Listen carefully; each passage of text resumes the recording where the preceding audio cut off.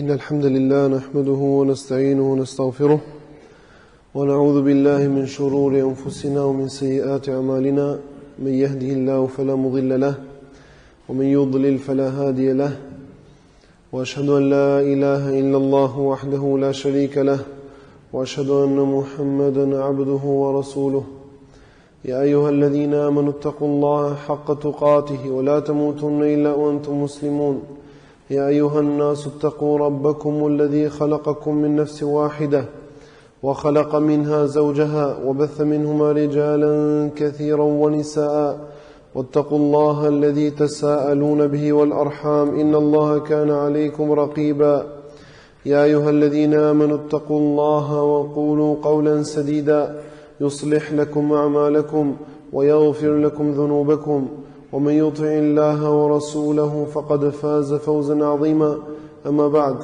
فإن أصدق الحديث كتاب الله وخير الهدي هدي محمد صلى الله عليه وسلم وشر الأمور محدثاتها وكل محدثة بدعة وكل بدعة ضلالة وكل ضلالة في النار. Lusim Allahun e madhëruar të na dhurojë sinqeritet në ato që themi dhe në ato që veprojmë. Lusim Allahun e madhëruar që çdo punë tonë ta bëjë vetëm për hir të Tij dhe mos bëjë në ato punë asnjë pjesë për krijesat. Lusim Allahun e madhëruar të na mbyllë të gjithë me sinqeritet. Ky është mësimi i tretë në temën e Kaderit. Tema e mësimit të sotëm është llojet e Kaderit ose llojet e caktimit. Do flasim sot me lejen e Allahut subhanahu wa taala për llojet e caktimit. Dhe do të bëni dallimin ndërmjet llojeve të caktimit dhe shtyllave të caktimit ose të Kaderit. Sot mësimi jon bën fjalë për llojet që ka caktuar Allahu subhanahu wa taala të Kaderit, të cilat na janë treguar në Kur'an dhe në Sunetin e Profetit sallallahu alaihi wasallam dhe kanë folur për to të parët tanë selefët dhe dietarët e mëdhenj, siç do të shikoni vetë. Dhe fillojmë me llojin e parë. Lloji i parë i caktimit Kaderit është Kaderi i përgjithshëm. Kaderi i përgjithshëm i cili ka përfshirë çdo gjë dhe koha e këtij Kaderit është 50000 vjet përpara se të krijohen qiellit dhe toka. Ky Kader ndodhet në librin e Llojit Mahfuz, që quhet pllaka e ruajtur. Në këtë pllakë janë shkruar çdo gjë që ka caktuar Allahu subhanahu wa taala që do ndodhi, dhe ka shkruar atë 50000 vjet përpara se të krijohen qiellit dhe toka. Prandaj thot profeti sallallahu alaihi wasallam në hadithin që transmeton Abdullah ibn Amr ibn al-As radhiyallahu anhu, dhe ka shkruar Allahu subhanahu wa taala caktimin e krijesave përpara se të krijojë qiellin dhe tokën 50000 vjet përpara. E ka shkruar caktimin e krijesave 50000 vjet përpara se të krijojë qiellin dhe tokën, edhe arshi i Tij ishte mbi ujë.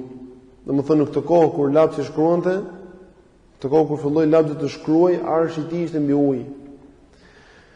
Thot Ibn al-Qayyim, Allahu më shëroft, ky hadith tregon që arshi është krijuar përpara lapsit. Sepse dietarët në këtë çështje kanë dy mendime. Mendimi i parë është që arshi është krijuar përpara lapsit, kurse mendimi i dytë është që lapsi është krijesa e parë. Edhe do vinë këto në disa hadithe tregimi i lapsit, që lapsi është e para krijesë, por qëllimi i këtyre haditheve është e para krijesë në lidhje me universin të cilin ne jetojmë, me krijesat të cilat do shkruajë Allahu subhanahu wa taala caktimin e tyre, ndërsa arshi siç e pamë në hadith është përpara këtyre krijesave.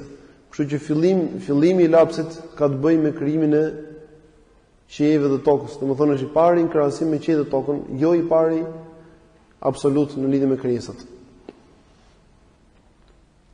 Gjithashtu transmeton Abu Daudi radhiyallahu anhu rahimahullah nga Abu Hafs ash-Shami se Ubadah ibn Samit radhiyallahu anhu i thot djalit vet: "O djali im, nuk e për ta gjetur shijen e besimit derisa ta dish domethënë të jesh i sigurt që çdo gjë që të ka goditur ty nuk mund të gabonte të godisë dikë tjetër. Edhe çdo gjë që nuk të ka goditur ty nuk mund të godisë ty. Po kam dëgjuar profetin sallallahu alaihi wasallam se ka thënë, e para gjë që ka krijuar Allahu është lapsi, dhe i tha ti shkruaj. Tha çfarë të shkruaj o Zot? Tha shkruaj caktimin e çdo gjëje deri ditën e gjykimit. Domethënë caktimin e çdo gjë që do ndodhi deri ditën kur të bëhet kiameti. I thotë djali im, kam dëgjuar profetin sallallahu alaihi wasallam të thotë, kush vdes duke mos besuar të gjë, ai nuk është prej meje. Kjo tregon domthonjë që besimi këtyre gjërave, besimi i këtij caktimi të madh që ka përfshirë çdo gjë që do ndodhë deri ditën e gjykimit, është pjesë e besimit të muslimanëve, është pjesë e besimit në kader, të cilin e ka bërë Allahu subhanahu wa taala detyrë një prej 6 shtyllave të besimit. Dhe shkrimi i lapsit ka qenë në momentin kur e krijoi Allahu subhanahu wa taala. Domethënë lapsi ka shkuar në atë moment që e krijoi Allahu subhanahu wa taala. Prandaj transmeton Imam Ahmedi në musnedin e tij, po nga Ubadah ibn Samit, të njëjtën histori me disa ndryshime të tjera. Thot për djalin e tij, hyra tek babai im dhe mendova se ai aty po i vinte vdekja nga smundja e rëndë që kishte. Edhe i thash, o babai im, më këshillo. Edhe u thot njerëzve që kishte për rreth, më ulni se ishte shtrirë. Edhe ulin. Edhe i thotë djali im, ti nuk e për të shijuar besimin derisa ta dish në mënyrë të sigurt. Ta dish në mënyrë të sigurt besimin në kader, dhe ti je i sigurt në besimin në kaderin e mirë dhe të keq. I thash, o babai im, e ku ta di unë se ç'është kaderi i mirë dhe i keq? I tha, ta dish se çdo gjë që nuk të ka goditur ty, domethënë ka shkuar te dikush tjetër, nuk kishte për të goditur, prandaj dhe u largu prej teje.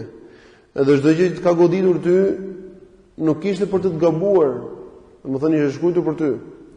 I thotë, dhe kam dëgjuar profetin sallallahu alajhi wasallam se ka thënë, e para gjë që ka krijuar Allahu subhanahu wa taala është lapsi, më pas i tha ti shkruaj, edhe ai shkruajti që në atë moment. Domethënë kjo është që na interesonte nga hadithi. Edhe ai shkruajti që në atë moment deri në shkruajti çdo gjë që do ndodhej deri ditën e kiametit. Edhe i thotë djalim, nëse ti vdes duke mos e besuar këtë gjë, ke bërë hyrë në zjarr.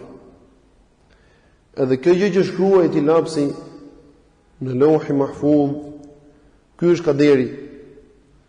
Prandaj thotë transmeton Ibn Wahab në zinxhirin e transmetimit, po nga Ubadah ibn Samit, në një transmetim tjetër të njëjtit hadith, u thotë atyre të shtëpisë tij, ma thirrni djalin tim këtu. Momentin që po vdiste, sepse dëshiroi t'i them atë diçka. Dhe i thotë, ka thënë profeti sallallahu alaihi wasallam, gjë e parë që krijoi Allahu subhanahu wa taala prej krijesave të tij ishte lapsi, dhe i tha atij, shkruaj. I tha, o Zot, çfarë të shkruaj? Tha, shkruaj kaderin. Në këtë transmetim thuhet, shkruaj kaderin, dhe më pas thotë profeti sallallahu alaihi wasallam, dhe kush nuk e beson kaderin e mirë dhe të keq, ka për të djegur atë Allahu subhanahu wa taala me zjarr.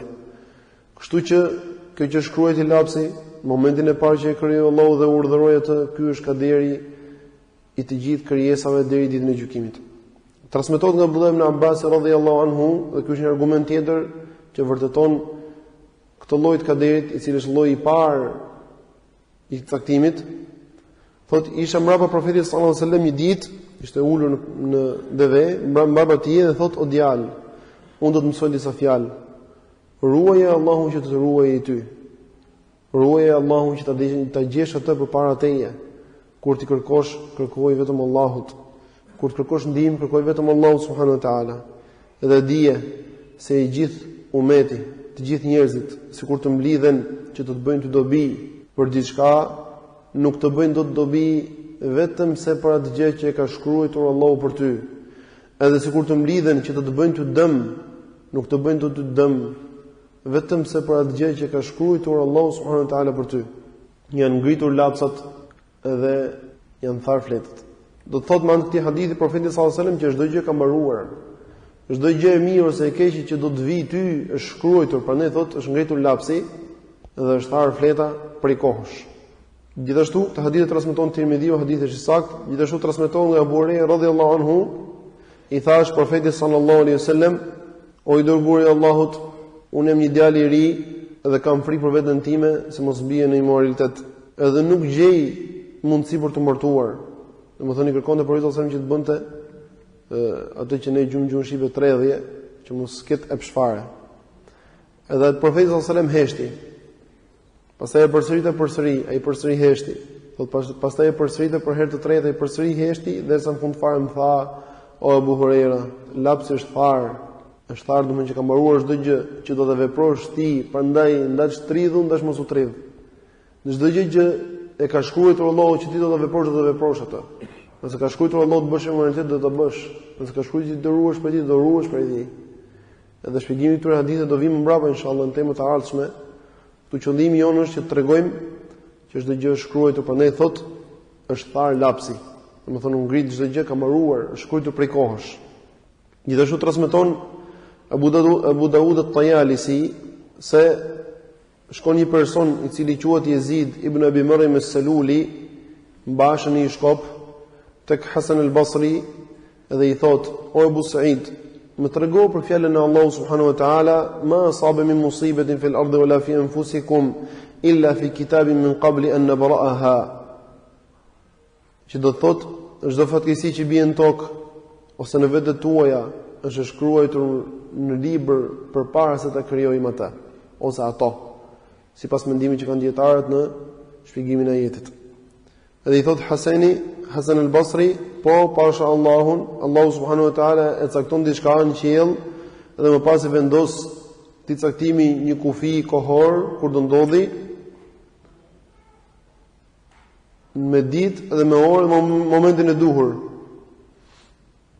Qoftë ky caktim i përgjithshëm apo i veçantë për një person të veçantë.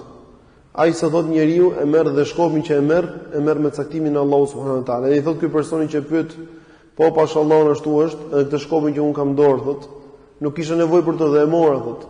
E tash thot nuk ridot për ta. E i thot Hasani, nuk e shikon pra, kjo është për caktimin e Allahut subhanahu wa taala. Edhe dietarët kanë rënë disa mendime në lidhje me shpjegimin e ajetit, në fund fare ku thot përpara se të krijojmë atë. Ku kthehet fjala atë?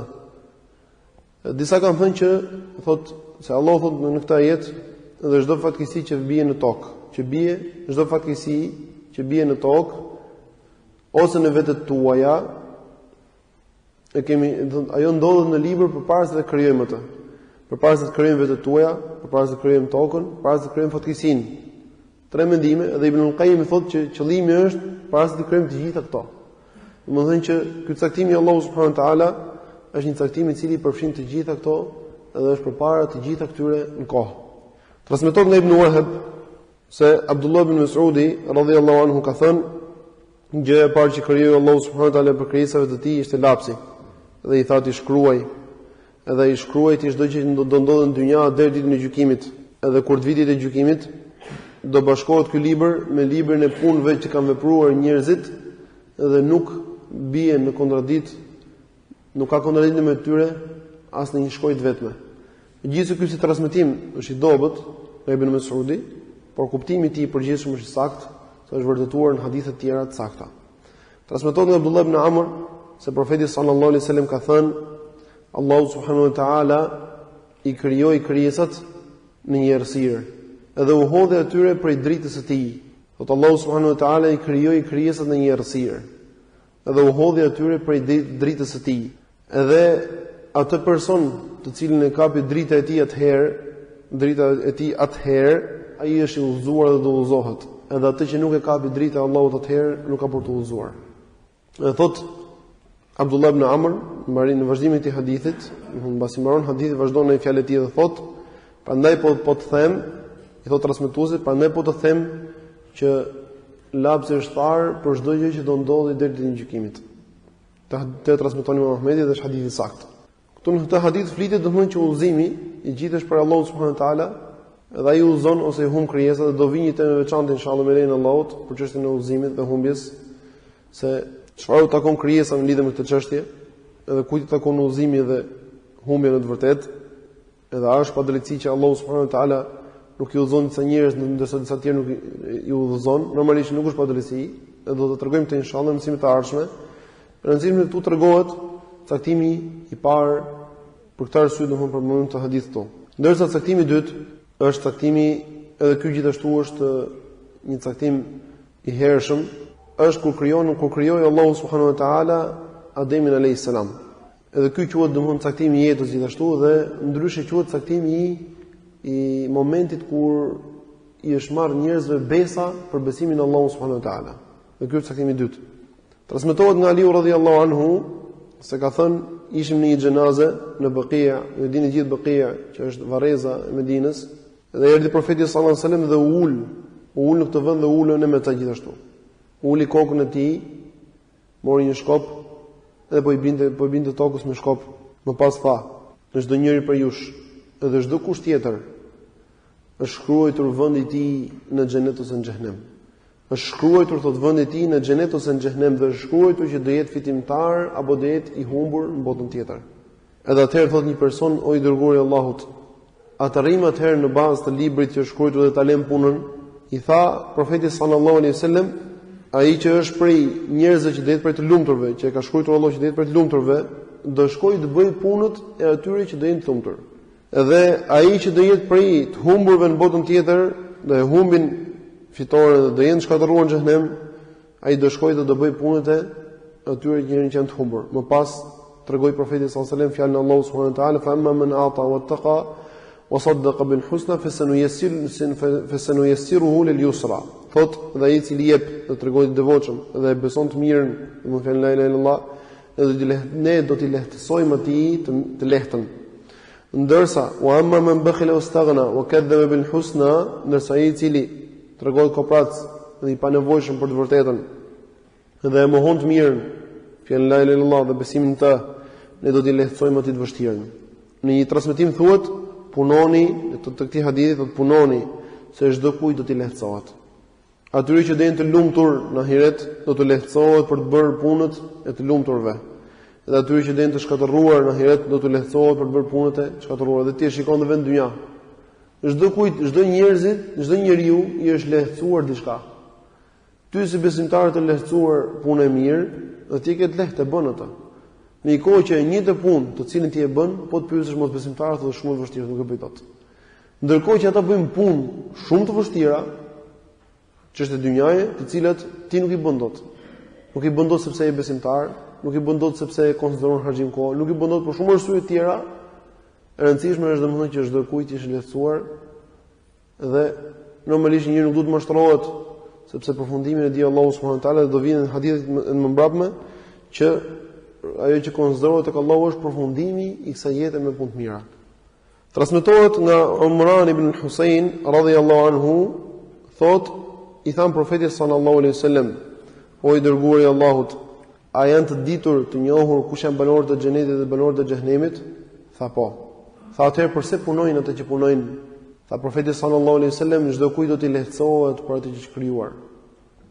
Mos harroni qëllimi jonë këtyre haditheve është që tregojmë caktimin e parë, caktimin që është i hershëm, caktimi i dytë mbas caktimit që ndodhet në Lauh Mahfuz.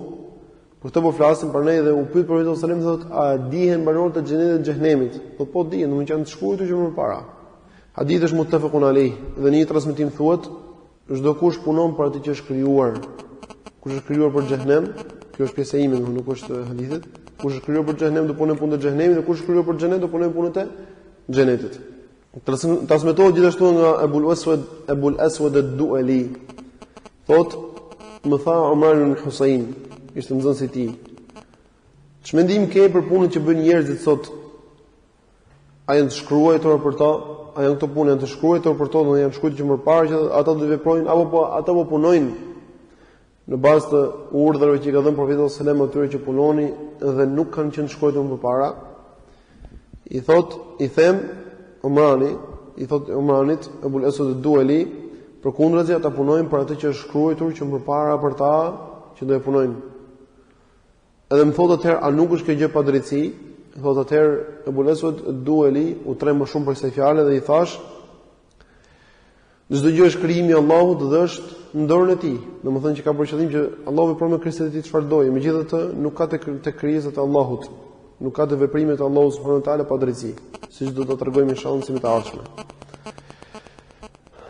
Edhe më tha, të më shëroft Allahu, nuk desha domethënë të trem, por desha thjesht vetëm të shikoj mendjen tënde sa i ke kuptuar këtë çështje. Thotë sepse dy persona nga muzeine shkuan tek profeti sallallahu alajhi wasallam, tash i tregon Umrani nxënësit e tij, Edhe i thonë e dërguar Allahut, përse punojnë njerëzit sot? Punojnë për atë që është shkruar përpara apo atë që nuk është shkruar? I thotë përkundazi punojnë për atë që është shkruar, edhe vërtetësia e kësaj është tek fjala Allahu subhanahu wa taala, "Wa nafsi wa ma sawaha fa alhamaha fujuraha wa taqwaha." Betohet Allahu në shpirtin e njeriu edhe në krijimin e tij, e thotë Allahu ja ka inspiruar atë të keqen dhe të mirën. Domethënë ja ka inspiruar të keqen dhe të mirën. Sepse çdo kush që është krijuar për diçka, do të inspirohet ajo që për cilën është krijuar. Hadith tjetër është që vërteton këtë pikë, është hadithi i Shufej al-Asbuhi, thotë, transmeton nga Abdullah ibn Amr ibn al-As, radhiyallahu anhu, thotë doli profeti sallallahu alaihi wasallam tek ne një ditë dhe në dorën e tij kishte 2 libra. Thotë në dorën e tij kishte 2 libra. Dhe kur flitet për këto 2 libra, domethënë libra real, se mbase grupet e humbura fillojnë të bëjnë devijime, thonë po mos ka pas për qëllim 2 libra, 2 gjëra të tjera ose 2 fjalë ose domethënë gjëra, shpjegime pa vlerë. 2 libra, siç ka thënë profeti sallallahu alaihi wasallam, 2 libra. Edhe u thot, a e dini ju se çan këto 2 libra? I themi nuk e di më i dërguar Allahu, vetëm nëse na tregon ti. Edhe thot për atë që kishte në dorën e tij të djathtë, ky është një libër për Zotin të botrave, te barekuhu teala, në të ndodhen emrat e banorëve të xhenetit, emrat e baballarëve të tyre, të fisëve të tyre, i ka mbështjell të gjithë, as nuk shtohen më dhe as nuk paksohen. Mendo pak, në atë libër ndodhen edhe emrat e atyre të cilët do jenë për banorëve të xhenetit për jush. Ndodhen në atë libër. Gjithashtu, tha për atë librin të cilin e kishin në dorën e majt, ky është një libër për Zotin të botrave, në të janë emrat e banorëve të xhehenemit, emrat e baballarëve të tyre, të fisëve të tyre, i ka përfshirë të gjithë, as nuk shtohen, as nuk paksohen. Mendo të gjithë të njerëz dhe në ditët e sotme, ose Allahu mos e bëjë për banorët e xhehenemit, edhe në ditët e sotme, edhe mos ketë prej nesh asnjë prej tyre që hyn në xhehenem, edhe ato që ti rrezik i njeh, janë shkruar emrat e tyre prej banorëve të xhehenemit në atë libër, është mbyllur, është zbulosur përfundimisht deri në ditën e gjykimit. Edhe atëherë pyesin, thonë o dërguari i Allahut, atëherë pse punojmë? Përderisa çështja pas ka mbaruar, që nga vulosur prej kohësh për çfarë punojmë? Thot profeti sallallahu alajhi wasallam, saddidu wa qaribu. Saddidu wa qaribu, qëllimi është që përpiquni që të arrini punët e duhura ose me parafërsi duke u afruar të vërtetës, sepse jo gjithmonë njeriu qëllon shenjë, ka raste dhe gabon, ose rrëshket. Sepse ai personi i cili do jetë në xhenet do të mbyllet atij kjo jetë me punët e banorëve të xhenetit. Çfarë do lloj puni që të bëjë ai më parë. Dhe ai personi i cili është për banorët e xhenemit do të mbyllet atij me punët e banorëve të xhenemit, çfarë do lloj puni të bëjmë përpara.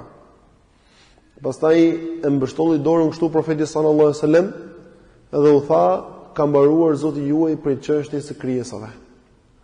Më pas e hapi dorën e tij të djathtë në të lloj forme dhe tha një grup në xhenet, dhe hapi dorën e tij të majtë në të lloj forme dhe tha një grup në xhenem.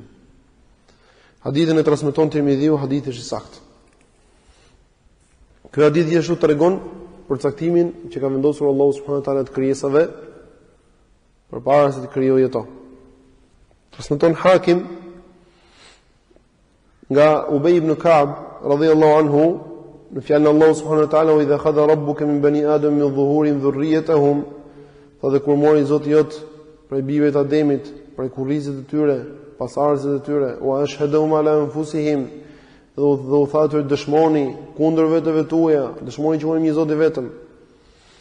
Thot Ubay ibn Ka'b, i mbështolli Allahu subhanahu wa taala të gjithë krijesat atë ditë, i mbështolli të gjithë krijesat që do jenë deri ditën e gjykimit, u dha atyre format e tyre, u mundsoi atyre të flasin dhe ata folën, edhe u mori atyre besën, e u tha dëshmoni kundër vetëve tuaj që unë jam Zoti juaj.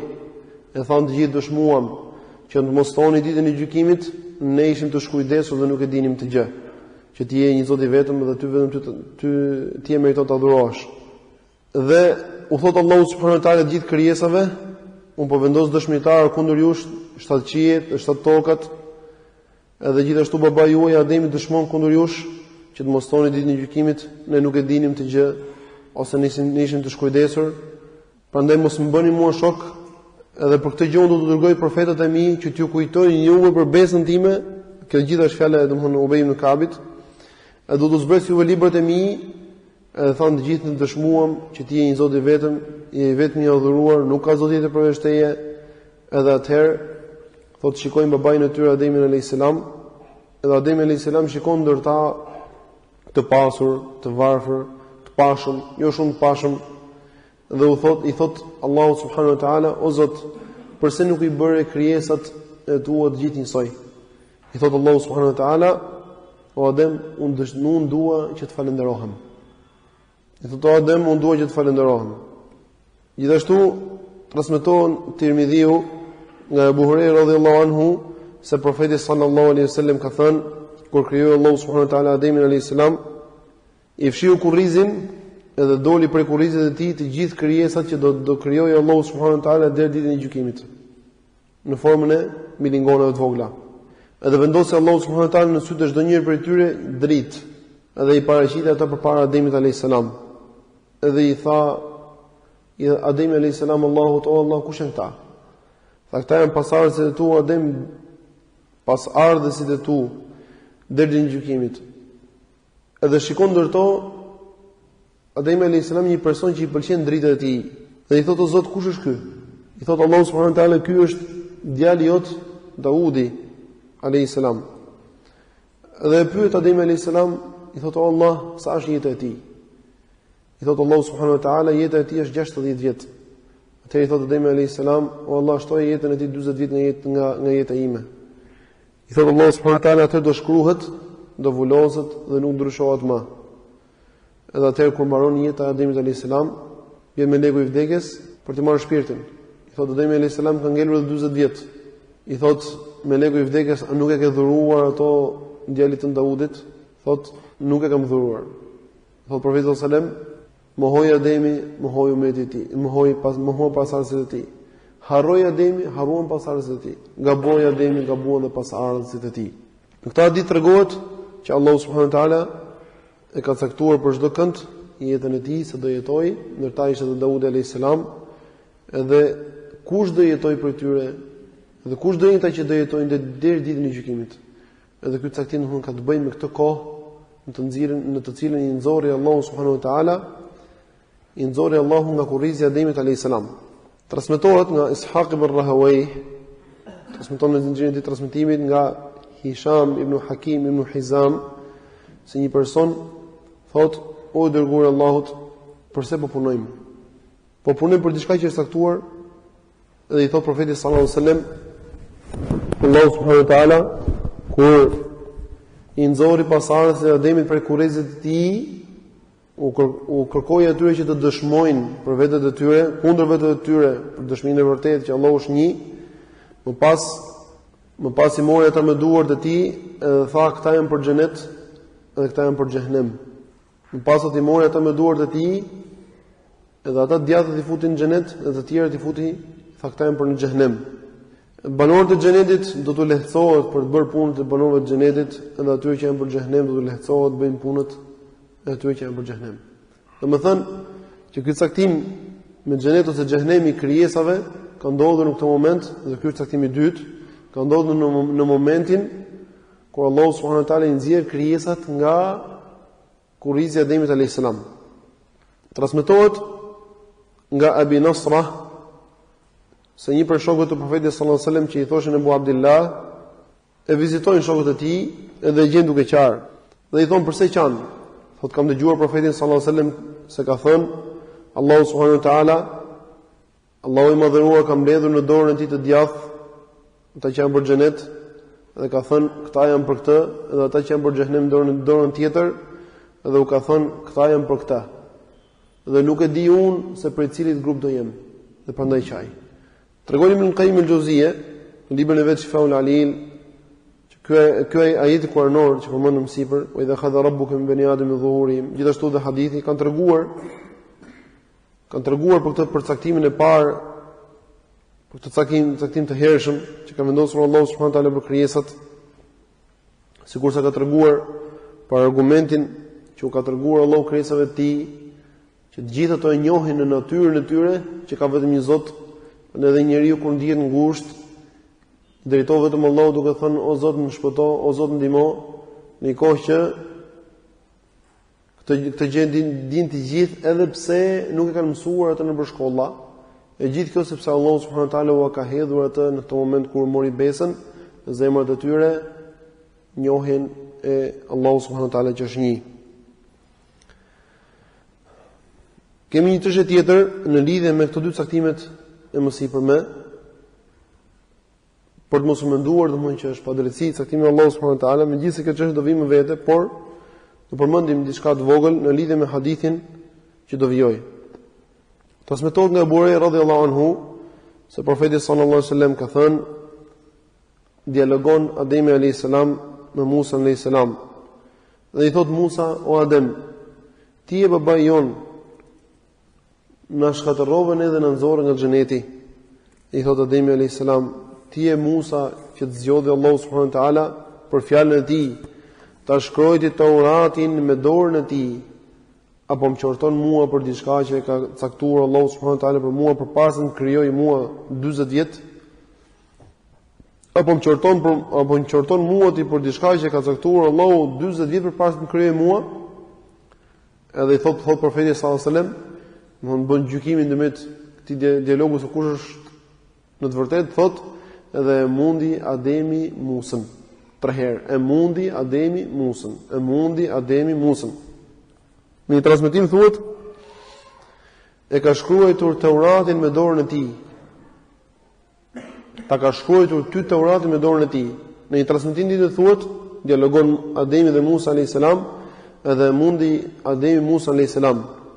Edhe i thot Musa: o Adem, ti je që i humbe njerëzit dhe i nxorr ata prej xhenetit. Dhe i thot Ademi alayhis salam: ti je Musa që i dhuroi Allahu dinë çdo gjëje dhe e zgjodhi atë ndërmjet njerëzve për librin e tij. I tha po. I tha am qorton ti mua për diçka që e kishte shkruar Allahu për mua përpara se të krijonte. Në një transmetim tjetër thuhet që dialogon Ademi dhe Musa alayhis salam tek Zoti i tyre. Dhe e mund Ademi Musën. I thot Musa alayhis salam: ti Ademi që ka krijuar Allahu me dorën e tij, i ka fryrë ti shpirtin për shpirtit të tij, domethënë për shpirtin e tij, domethënë te Allahu, për qëllimin e shpirtit të tij, domethënë se shtemi shtëpia e Allahut ose deveja e Allahut, që është krijesa e tij qëllimi. Shpirti i tij domethënë është krijesa e Allahut subhanahu wa taala. Dhe i urdhëroi me lajket të ranë në sejdë ty, e të vendosë ty në xhenet. Më pas thot i hoqi dhe i zbriti njerëzit nga xheneti për shkak të gabimit që bëre. I thotë Ademi alayhis salam: ti je Musa që e zgjodhi Allahu për shpalljen e tij dhe për fjalën e tij, të dha aty pllakat në të cilat kishte shpjegim për çdo gjë, të afroi ty dhe të foli nga afër. E pyet tash Ademi alayhis salam Musën: ti a e ke gjetur në librin që dha Allahu Tauratin? Kur e ka shkruar Allahu Tauratin? I thotë ai ka shkruar 40 vjet përpara se të krijojë ty Adem. I thotë atëherë Ademi alayhis salam Musës: a gjete në Taurat ndër të tjera që Allahu ka thënë dhe e kundërshtoi Ademi Zotin e tij dhe humbi nga e vërteta, domethënë në të kundërshtim? I tha po. Atëherë tha: si më qorton ti mua për diçka, për një punë që unë kam vepruar, e cila ishte caktuar për mua 40 vjet përpara se të krijohem unë. Domethënë 40 vjet që kishte shkruar Allahu në Taurat qëllimi, jo se është caktim tjetër këtë 40 vjet përpara. Domethënë kishte qëllim me Tauratin, por ne pyetim fillim fare kur ka shkruar Allahu Tauratin, i thotë Tauratin ka shkruar 40 vjet përpara se të krijojë ty Adem. Atëherë thotë ti ke lexuar në Taurat që Allahu thotë dhe kundërshtoi Ademi Allahu subhanahu wa taala? Tha po. Atë si më qorton ti mua, tha, për diçka që e ka shkruar Allahu për mua 40 vjet përpara se të krijojë mua? Në thot profeti sallallahu alajhi wasallam dhe e mundi Ademi Musa alayhis salam. Dhe një transmetim tjetër thot e mundi Ademi Musa alayhis salam dhe i thot Musa: ti je që na nxorre prej xhenetit me për shkak të gjunafit tënd që bëre. Hadithi është i saktë, transmeton Buhariu dhe Muslimi. Dhe ky hadith normalisht domethënë është i kuptuar nga shumë grupe të humbura, por këtyre i kanë qenë edhe Mu'tazilet, si Ebu Ali el-Jubbai, edhe ata që kanë rënë dakord me të, dhe thonë këta domethënë Mu'tazilet, sikur ky hadith të jetë i saktë, do të thotë që nuk kanë vlerë profecitë e profetëve. Sepse sipas këtyre, ky hadith është argument për ata të cilët thonë bëj çfarë duash, sepse është shkruar me kader. Dhe kjo do të thotë që nuk ka nevojë që ti të zbatosh ligjet e profetëve, sipas atyre, por kjo nuk është e vërtetë. Kjo është humbje e tyre, sepse ky hadith është i saktë, ka rënë dakord domthonë gjithë dietarët e Islamit që ky hadith i saktë është e Buhariu të Muslimi, është një hadith shumë i njohur, nuk ka arsye që të kundërshtohet fare, vetëm se problemi është që ata nuk e kanë kuptuar këtë hadith siç duhet.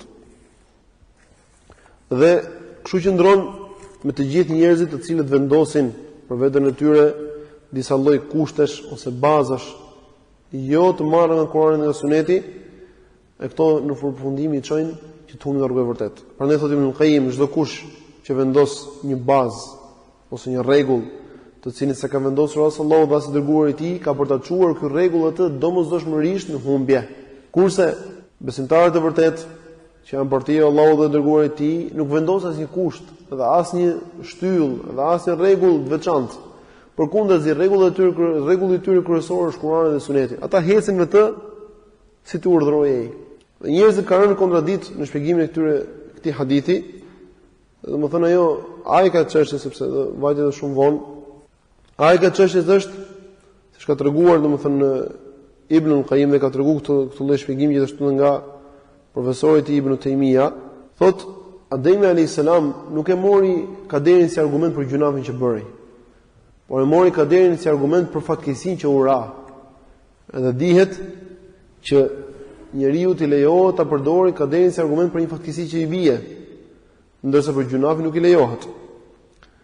Edhe tregon një lloj shpjegimi Ibn Qayyim gjithashtu thotë që përdorimi i kaderit si argument vlen në disa momente dhe nuk vlen në disa momente të tjera. Bëhet fjalë për gjunafet, kur ti bën një gjunaf. Thotë, kur ti bën një gjunaf, lejohet ta përdorësh kaderin si argument kur ti je penduar nga një gjunaf. Kur ti je penduar nga një gjunaf dhe nuk ka ngelur gjë tjetër vetëm se, domethënë që ti dorëzohesh asaj që ka caktuar Allahu dhe pse ti je i shqetësuar dhe vjen turp për Allahu për gjunaf që ke bërë, thua kjo ishte shkruar për Allahu për mua, edhe dobitë e kësaj gjëje do vinë inshallah mbrapa, sepse Allahu subhanahu wa taala cakton gjunat për njerëzit, do ta rregojmë inshallah mësimet e ardhshme me lenin Allahu subhanahu wa taala. E rëndësishme është që kur njeriu është penduar për gjunafit, atëherë mund ta marrë kaderin si argument për atë gjunaf që i ka rënë, se është sprov. Dhe ashtu është fatkeqësi për njeriu që bën një gjunaf. Dhe kur njeriu kupton të lloj gjëje, edhe ky gjunaf ka kaluar dhe është penduar për ti, i lejohet atij që ta përdori kaderin si argument. Ndërsa, nëse ai është duke bërë gjunaf në këtë moment ose do ta bëjë në të ardhmen, nuk i lejohet ta përdori kaderin si argument për të justifikuar gjunafet e tij. Edhe prandaj Allahu subhanahu wa taala i ka qortuar të gjithë ata të cilët janë argumentuar me anë të kaderit për shirkun që ka bërë, për gjunafet që kanë bërë, sepse ata nuk u penduan për gjunafet e tyre, por e përdorën kaderin si argument që këto i kishte caktuar Allahu, prandaj atyre u lejohet të bëjnë këto gjëra. Prandaj Allahu subhanahu wa taala i kundërshton ata në Kur'an, në disa ajete kuranore, dhe do vinë inshallah shpjegimi i tyre më mbrapa. Kështu që thot Ibn Qayyim, thot sekreti i kësaj çështje është që nëse njeriu është i qortuar në moment për gabimin që bën, atëherë nuk ka justifikim te kaderi. Dhe nëse qortimi i tij është larguar për gjunafin që ka bërë, atëherë mund ta përdori kaderin si argument. Në momentin kur njeriu bën gjunafin, ai qortohet për gabimin që ka bërë, s'është penduar akoma. Prandaj nuk i lejohet ta përdori kaderin si argument. Dhe këtë çështje do vinë inshallah në tema të tjera, sepse njerëzit e përdorin kaderin në vende pa vend, në disa gabime që i bëjnë ata vetë. E përdorin kaderin aty ku nuk duhet. Në një kohë që kaderi domethënë është i përgjithshëm, por nuk i lejohet njeriu të justifikohet me anë të kaderit për bërë gjunafet, për bërë gabimet e tij, përpara se të pendohet prej tyre. Dhe lloji i tretë i caktimit, lloji i parë është caktimi që është bërë 50000 vjet përpara se të krijohen qielli dhe toka. Lloji i dytë i caktimit është caktimi që është bërë momentin kur i nxori Allahu subhanahu wa taala krijesat nga kurrizi i Ademit alayhis salam dhe u mori atyre besën. Dhe caktoi që këta janë për xhenet, këta janë për xhenem dhe jetën e tyre se do jetojnë. Në të tjera ku tregohet që dhe Daudi alayhis salam kishte jetën 60 vjet e më radh. Kurse caktimi i tretë është caktimi që i bëhet një krijesës njeriu në barkun e nënës. Transmetohet nga Abdullah ibn Mas'ud radhiyallahu anhu se profeti sallallahu alaihi wasallam ka thënë: çdo njeri për jush kur krijon Allahu subhanahu wa taala në barkun e nënës tij, i mblidhet krijimi i tij në barkun e nënës për 40 vjet. Për 40 ditë, më falni. Domethënë një pikë për 40 ditë, pastaj bëhet alaqa për 40 ditë tjera. Më pas është mudgha, thot mish për 40 ditë tjera. Më pas thot profeti sallallahu alaihi wasallam i dërgohet atij meleku dhe i fryn atij shpirtin, edhe urdhërohet meleku për 4 gjëra. Urdhërohet të shkruajë rrezikun e tij, e xhelin e tij, domethënë fundin e jetës sa do jetojë, të shkruajë punën e tij që do bëjnë në dynjë dhe të shkruajë edhe përfundimin e tij ku do jetë në xhenet ose në xhenem. Thot profeti sallallahu alaihi wasallam, pasha atë në dorë të cilit është shpirti im, do njëri për jush bën punët e banorëve të xhenetit, derisa nuk ngelen ndërmjet tij dhe ndërmjet xhenetit vetëm sa një parakrah. Dhe atëherë thot ndodhej që ishte parashkruar në Kader që ky është për banorët e xhenemit dhe bën punët e banorëve të xhenemit dhe hyn ta. Dhe thot ndërsa ndonjëri për jush thot bën punët e banorëve të xhenemit, derisa nuk ngelen ndërmjet tij dhe ndërmjet xhenemit vetëm sa një parakrah. Thot atëherë ndodhej që është shkruar dhe është parashkruar, jo parashikuar, por parashkruar, është shkruar përpara në libër që ky është për banorët e xhenetit dhe bën punët e banorëve të xhenetit dhe hyn ta. Hadith është muttafaqun alayh. Gjithashtu transmetohet nga Hudhayf ibn Usaid se profeti sallallahu alajhi wasallam ka thënë: hyn meleku tek njeriu kur ai është nutfe, kur është pikë e vogël akoma. Mbasi stabilizohet në mitrën e nënës, kur ai është 40 ditësh ose 45 ditësh, dhe i thotë o Zot, në të hadithit parë tregohet 120 ditë, kurse ky hadith tregon 40 ose 45. Ne do ta tregojmë inshallah se çfarë më thon lidhje kanë këto dyja bashkë me njëra tjetrën. Dhe nuk kanë kontradikt në mes tyre fare. 40 ose 45 ditë. Dhe i thotë o Zot, a do jetë i lumtur apo do jetë i shkatërruar në xhenem? Dhe shkruan meleku këtë gjë. I thotë o Zot, do jetë mashkull apo femër? Dhe e shkruan. O Zot, punët e tij, e xhelin e tij, rrezikun e tij, dhe më pas thot paloset kjo flet. Gjithashtu transmetohet nga Amir ibn Wathila se ka dëgjuar Abdullah ibn Mas'udin radhiyallahu anhu thotë: i shkatërruar dhe në xhenem do jetë ai personi i cili është shkruar i tillë që në barkun e nënës tij, edhe i lumtur është ai i cili merr këshill për të tjerëve dhe merr mësim për të tjerëve. Edhe shkon ky Amir ibn Wathila tek një person tjetër prej shokëve të profetit sallallahu alajhi wasallam, të cilin e quajnë Hudhayf ibn Usaid al-Ghifari. Dhe i tregon këtë gjë dhe mund që i kishte dëgjuar për Abdullah ibn Mas'udit dhe i thotë: si ka mundësi që një person të jetë në xhenem pa punuar asnjë punë?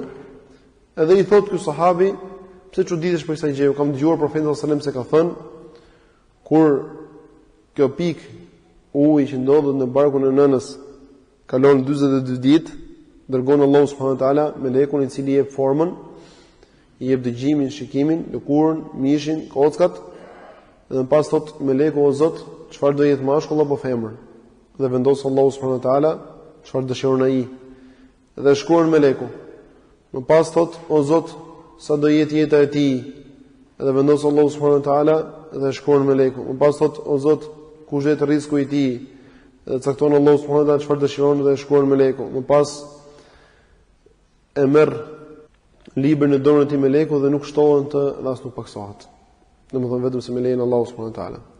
Në një transmetim tjetër thuhet që kjo pikë që ndron 40 ditë ujë, që ndron 40 ditë në barkun e nënës, pastaj vjen meleku për ta krijuar atë dhe i thot: o Zot, a do jetë mashkull apo femër? Domethënë llogarit. Kur të 40 ditë që vjen meleku i thot: do jetë mashkull apo femër? Dhe vendos Allahu e bën mashkull apo femër siç dëshiron ai. Më pas i thot: o Zot, do jetë i rregullt apo jo i rregullt? Dhe vendos Allahu subhanahu wa taala që dëshiron. Më pas thot: o Zot, çfarë rreziku do ketë? Sa do jetojë? Edhe a do jetë për banorët e xhenetit ose xhenemit? Në një transmetim tjetër thuhet që Allahu subhanahu wa taala vendos një melek të veçantë i cili kujdeset për krijesën në barkun e nënës me lejen e Allahut subhanahu wa taala. Në Anesi radhiyallahu anhu transmetohet se profeti sallallahu alajhi wasallam ka thënë: Allahu subhanahu wa taala ka vendosur në barkun e nënës një fëmijë i cili ka vendosur në barkun e nënës një melek i cili kujdeset për fëmijën dhe thotë: o Zot, është pikë uji, o Zot u bë alaka, pastaj thot mudgha, dhe nëse dëshiron që ta krijoj, thot e pyet Allahu subhanahu wa taala çfarë do bëhet, a do të mashkull apo femër, e çfarë e xheli do ketë, dhe i shkruan të gjitha këto që kur ai ishte në barkun e nënës. Thot tregon Abu Daudi, Allahu më shëroft nga Mujahid, në fjalën e Allahu subhanahu wa taala, kullu insanin alzamnahu ta'irahu fi 'unuqihi, çdo njeriu thotë kemi vendosur atij në një libër në qafën e tij. Thot Mujahid, ky libër i vendoset fëmijës që kur në momentin kur lind, do të vendoset dhe shkruar në të, a do jetë për banorë të xhenetit ose të xhenemit. Transmetohet nga Ubay ibn Ka'b, të transmeton hadith të transmeton Buhariu dhe Muslimi, se djali të cilin e vrau Khidri alayhis salam, thot profeti sallallahu alajhi wasallam ishte shkruar dhe ishte vulosur tek Allahu që ishte qafir, momentin kur vulos, ishte vulosur dhe ishte qafir dhe do t'i humbte prindërit e tij nëse do jetonte. Kjo tregon domthonjë që ky caktim është përpara se ai të jetonte. Unë që pas një caktim përpara se të jetojë njeriu dhe para se të fillojë jetën e tij. Gjithashtu transmeton Muslimi nga Aisha radhiyallahu anha, se thotë vdiqi fëmijë prej ansarëve. Dhe thash, lumsi ky fëmijë, zog për zogëve të xhenetit, nuk ka punuar keq dhe as e ka kapur të keqen. E më thotë profeti sallallahu alajhi wasallam, mbase ndonjë gjë tjetër Aisha. Allahu subhanahu wa taala ka krijuar për xhenetin banor, edhe ata janë banorë të xhenetit që në kurrizin e baballarëve të tyre. Domthonjë që ka shkruar, domthonjë që ka mbaruar çdo gjë. Edhe nuk bie ky hadith në kontradikt me hadithin që tregohet se profeti sallallahu alajhi wasallam ka parë Ibrahimin alayhis salam dhe rreth tij ishin fëmijë të mushrikëve në xhenet. Për arsye se ata që ishin në xhenet ishin shkruar për xhenet sepse Allahu e dinte se po jetonin se çfarë do punonin. Ndërsa këta të tjerët, të cilët do jenë për xhenem, edhe pse janë fëmijë, e di Allahu se çfarë do punojnë ata, edhe pse nuk kanë punuar në këtë dynjë. Kështu që gjithë këto hadithet kanë rënë dakord për caktimin e njeriu, caktimin e rrezikut të tij, të jetës së tij, të përfundimit të xhenetit ose në xhenem, që në barkun e nënës. Dhe kanë rënë në kontradikt këto hadithe, pamjen e jashtme, kanë rënë në kontradikt në caktimin se kur është kjo kohë, a kur është 40 ditësh apo kur është 120 ditësh. Dhe Ibn Qayyim thotë që këto janë dy caktime në barkun e nënës. Caktimi i parë, aty kur caktohet dhe gjinia e fëmijës do jetë mashkull apo femër, bëhet kur është 40 ditësh. Dhe caktimi i dytë është kur ai të jetë 120 ditësh. Janë dy caktime dhe të dyja janë të sakta, siç janë treguar në hadithe. I pari bëhet nga meleku i cili kujdeset për fëmijën në barkun e nënës, kurse i dyti bëhet nga meleku i cili i fryn shpirtin e fëmijës në barkun e nënës. Kështu që këto dy janë të sakta dhe nuk ka kontradiktim ndërmjet tyre, siç e vutra e vet. Dhe caktimi i katërt është caktimi që bëhet natën e Kaderit. Për këtë gjë thot Allahu subhanahu wa taala në surën Ad-Dukhan në fillim, thot Hamim wal kitabil mubin. Thot Hamim, pasha librin e qartë, inna anzalnahu fi lejletin mubarakatin inna kunna mundhirin. Do ne kemi zbritur atë në një natë të begatshme, ne jemi paralajmërues, do të paralajmërojmë njeriu, e paralajmëron Allahu njeriu me anë të Kuranit për përfundimin e keq që kanë ata që nuk i binden librit të Allahut subhanahu wa taala. Thot Allahu subhanahu wa taala, kemi zbritur atë në një natë të begatshme, thot fiha yufraqu kullu amrin hakim. Do të ndahet çdo çështje e urtë. Domethënë kjo natë ka një lloj veçori që s'ka asnjë natë tjetër e vitit, në të ndahet dhe caktohet çdo çështje që do ndodhi gjatë gjithë vitit. Amrun min indina inna kunna mursilin, kjo është një urdhër për ne sot Allahu subhanahu wa taala, ne i kemi dërguar këtë gjë.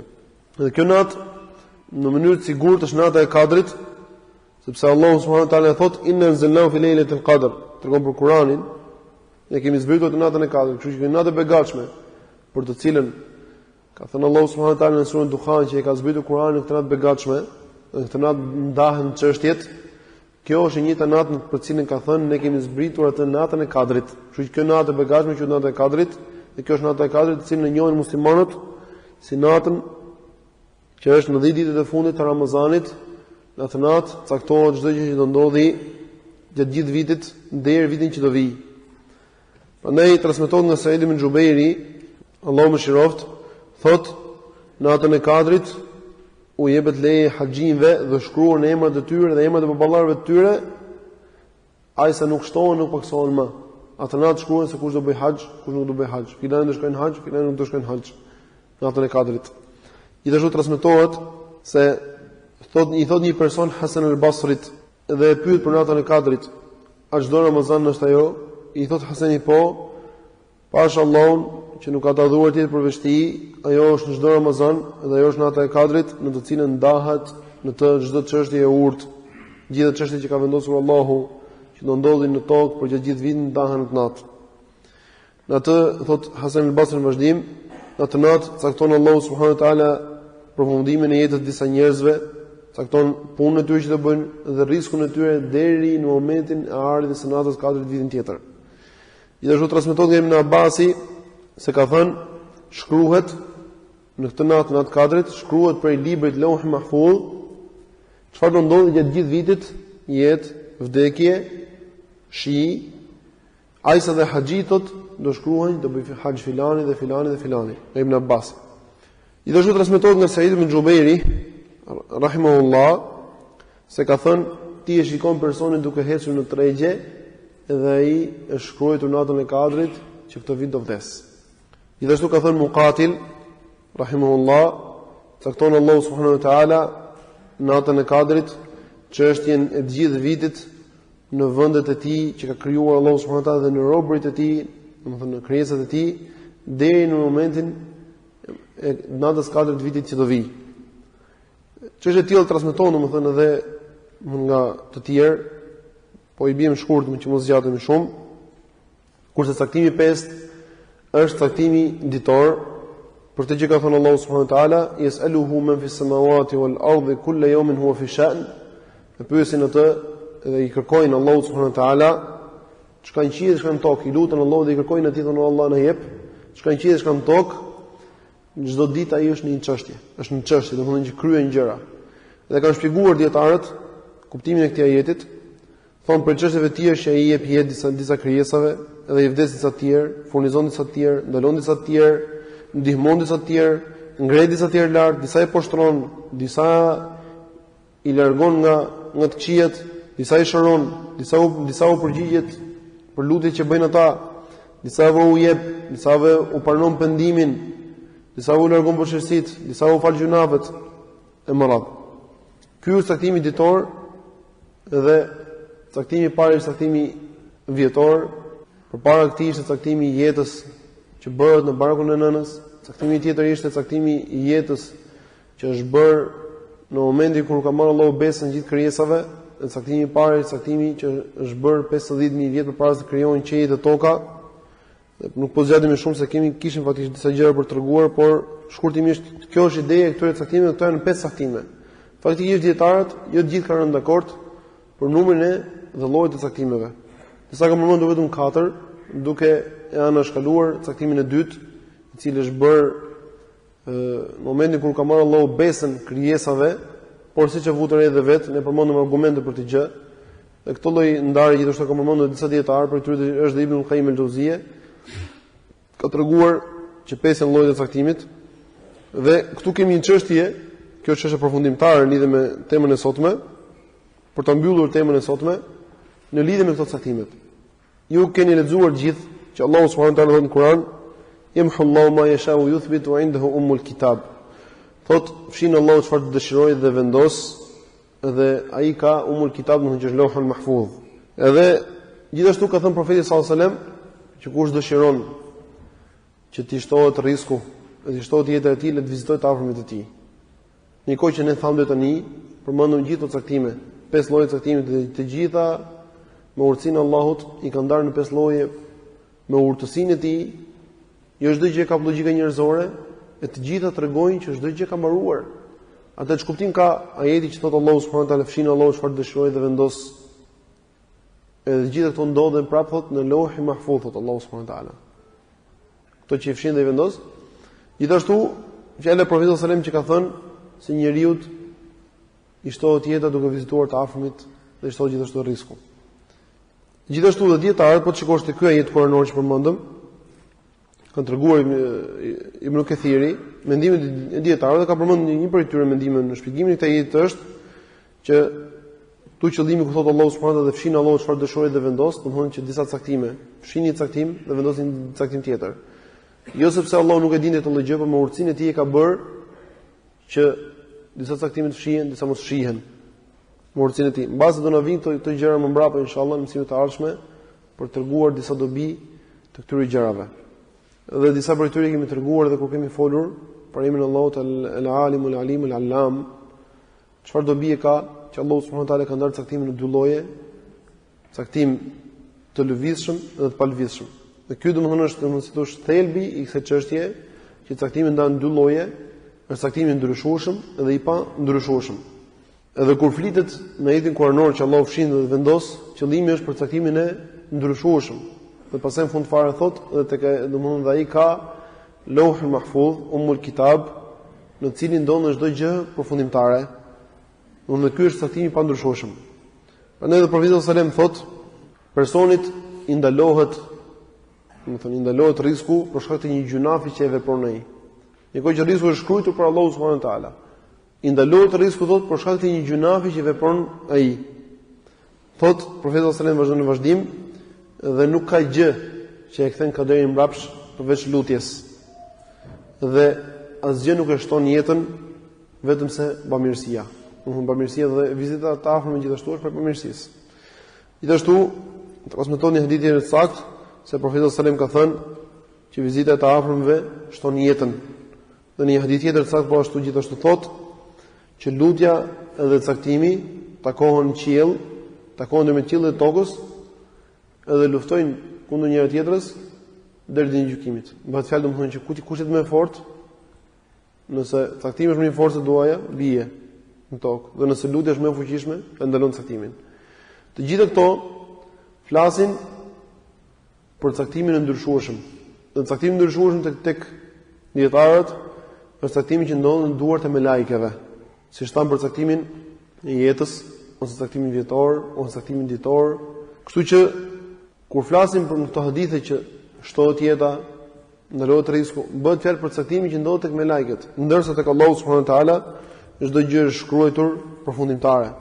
Prandaj kanë treguar dietarët si Ibn Taymije ose Ibn Hajar al-Asqalani, shkurtimisht po themi, kanë treguar që exheli, domethënë përfundimi i jetës janë dy. Njëri është i përfunduar, kurse tjetri është i mvarur në diçka. I përfunduar është ai që ndodhet në Lauhul Mahfuz. Në to është shkruar përfundimisht që ti do jetosh 60 vjet. Kurse ai që është i kufizuar, i kushtëzuar është ai që ndodhet tek melajket. Dhe kjo domethënë është një prej dobive domethënë që në të vërtetë Kaderi përfundimtar i di vetëm Allahu subhanahu wa taala. Dhe melajket dinë që ky person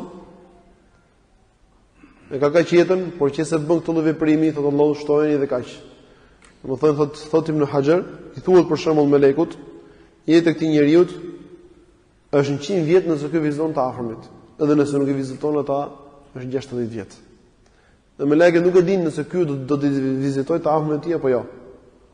Vetëm se në Lauhul Mahfuz është shkruar përfundimtare që ky person do vizitojë të afërmit e tij dhe përfundimi i tij do jetë që ky do jetojë 100 vjet dhe do vdesë në të momentin që ka shkruar Allahu subhanahu wa taala përfundimisht. E njëjta gjë është me rrezikun, e njëjta gjë është me të gjitha çështjet që ka caktuar Allahu subhanahu wa taala. Prandaj edhe Kaderi thonë ndahet në dy lloje, Kaderi ndryshueshëm dhe pa ndryshueshëm. Përfundimtarja e pa kushtëzuar është ajo që ndodhet në Lauhul Mahfuz, kurse e kushtëzuara është ajo që ndodhet në duart e melajkeve.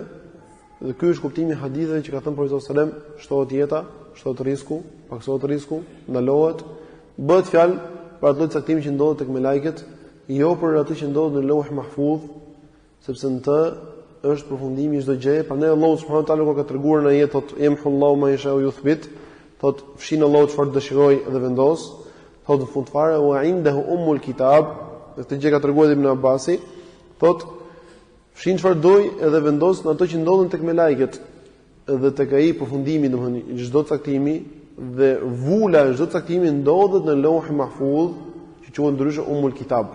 Ky është kuptimi i jetës. Me kaq që mbyllim mësimin e sotëm, na falni për zgjatjen. Allahu shpëlojë mirë të gjithë për dëgjimin.